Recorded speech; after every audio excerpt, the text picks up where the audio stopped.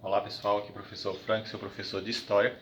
Nós vamos estar trabalhando sobre a construção da identidade brasileira. O que é identidade? São as características de um povo. É aquilo que nos faz sentir brasileiro. Então, no decorrer da nossa aula, nós vamos estar entendendo o que promoveu a formação dessa característica brasileira. A característica de um povo apaixonado pelo futebol, de um povo que gosta de um carnaval, de um povo que é alegre, de um povo festivo, de um povo religioso. Então, para entender como se deu esse processo de formação, nós precisamos ir lá na história. E esse processo de formação, ele é bem datado do período imperial. Veja bem, você se lembra lá na nossa aula que o Brasil foi colônia de Portugal de 1500 a 1822. De 1822 a 1889, nós tivemos dois imperadores, Dom Pedro I e Dom Pedro II.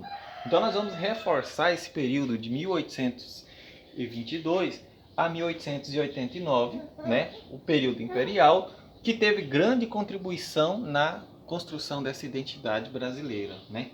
E aí temos como título a produção do imaginário social brasileiro, cultura popular e romantismo. O que é imaginário social brasileiro? É aquilo que as pessoas acreditam ser verdade dentro de uma terra. Como, por exemplo, nós brasileiros já nascemos conhecendo alguns mitos brasileiros, nós já conhecemos algumas características do folclore.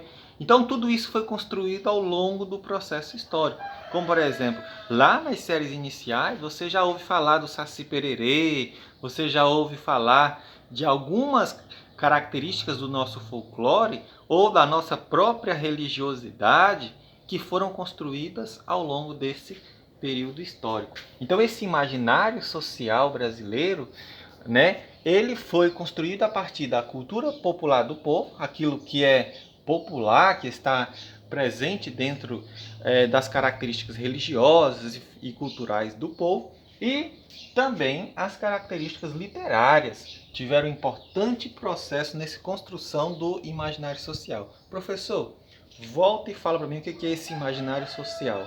Esse imaginário social é aquilo que nós acreditamos fazer parte do Brasil. São aquelas informações que, quando lemos, nos identificamos como brasileiro. Então, como que ocorreu essa identificação do povo brasileiro? Então, esse processo ele foi construído ao longo da história, mas que teve grande força ao longo do século XIX, né? Então aqui nós vamos analisar a cultura popular e, como característica principal, a cultura oral. Aquilo que era passado de pessoas contando as histórias. Então, muito do que nós temos hoje na religiosidade, por exemplo, por mais que hoje nós tenhamos várias religiões evangélicas, mas você já viu nos livros que o Brasil, essencialmente, lá no período colonial, lá no período imperial, o Brasil era um país católico. E muito do que temos hoje de feriados, dias santos, romarias, crenças populares, como por exemplo a Folia de Reis, tudo isso passou a fazer parte dessa construção da identidade brasileira.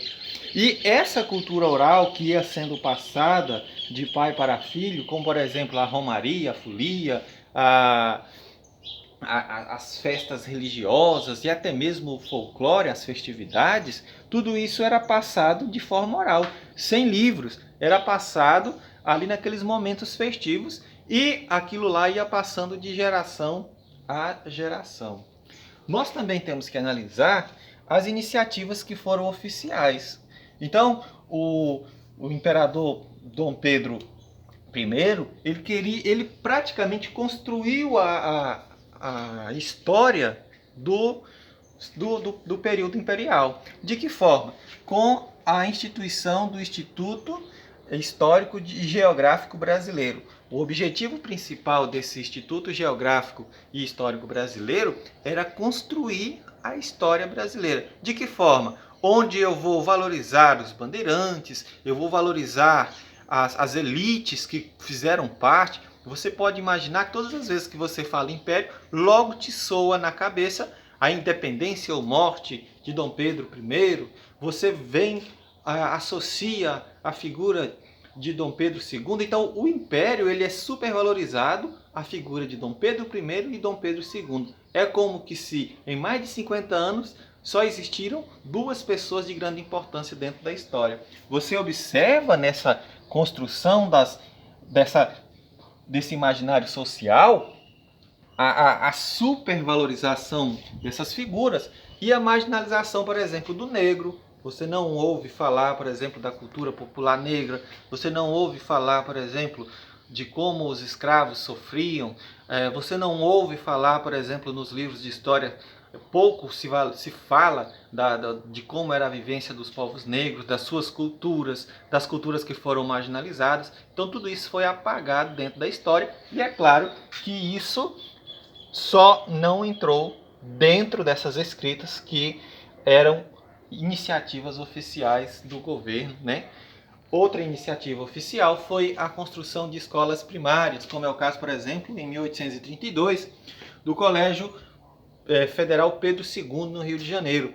O Colégio Pedro II ele teve como principal característica educar Dom Pedro II. E como ele tinha como característica educar Dom Pedro II, ele também foi uma escola que foi importante para as elites da época, né? Porque veja bem, quando o Brasil se torna independente, houve o dia do fico, porque na verdade não tinha escola no Brasil, não tinha ninguém letrado no Brasil. E aí a população brasileira pediu para Dom Pedro I ficar no Brasil, porque era a única pessoa que tinha conhecimento externo, conhecimento de governo. Não existia conhecimento de governo aqui no nosso povo, porque não existiam escolas, não existiam formações.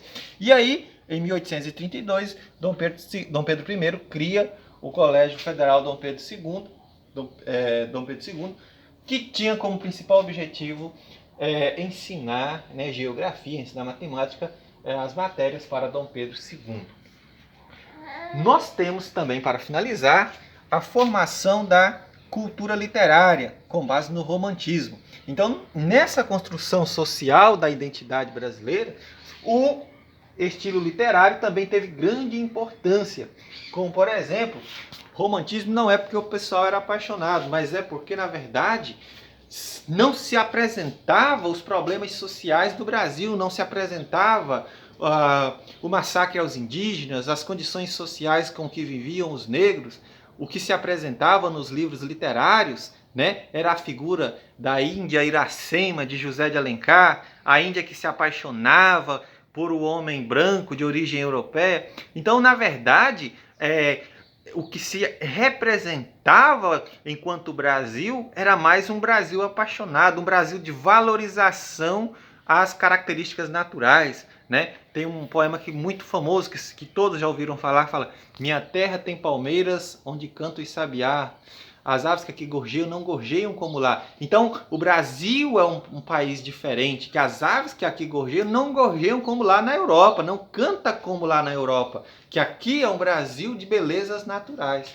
Então, nesse período de construção do imaginário social, constrói-se a figura de um país, né, onde tem grandes belezas naturais, né? Você pode observar isso na própria letra do hino nacional, né? Então, ouviram do Ipiranga, as margens plácidas. Então, tudo muito apaixonado, tudo muito bonito, brava gente, aquela coisa apaixonada que, na verdade, não retrata os problemas sociais do povo, não retrata as desigualdades e o esquecimento da grande maioria do povo. Então, para finalizar, o que foi o imaginário social e a identidade nacional? A construção da nossa identidade brasileira foi a caracterização do povo brasileiro a partir da sua cultura popular, a partir da cultura construída e a partir da própria literatura que ajudou a construir a figura de um Brasil romantizado, de um Brasil de culturas populares, né? De um Brasil festivo, que não apresentava, por exemplo, os problemas sociais ou, dentro da história, não vai apresentar massacres, conflitos, né? Você vai ver uma valorização de certas figuras nesse processo. Você vai observar, por exemplo, que no governo, durante o período regencial, entre Dom Pedro I e Dom Pedro II, ocorreram vários conflitos, mas a figura, né, imperial sempre vai estar lá conseguindo resolver esses problemas. Um forte abraço, né? Pode finalizar a aula, né? Espero que vocês tenham entendido. Um forte abraço. Valeu. Se a gente conseguir pausar aqui.